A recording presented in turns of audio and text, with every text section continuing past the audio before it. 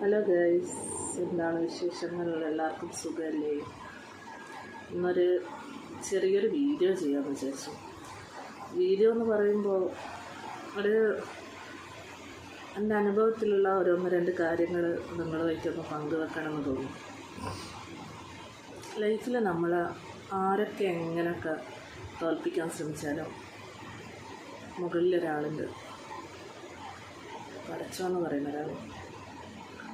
മൂപ്പര് വിചാരിച്ചാലേ നമ്മളെ തകർക്കാൻ കഴിയും.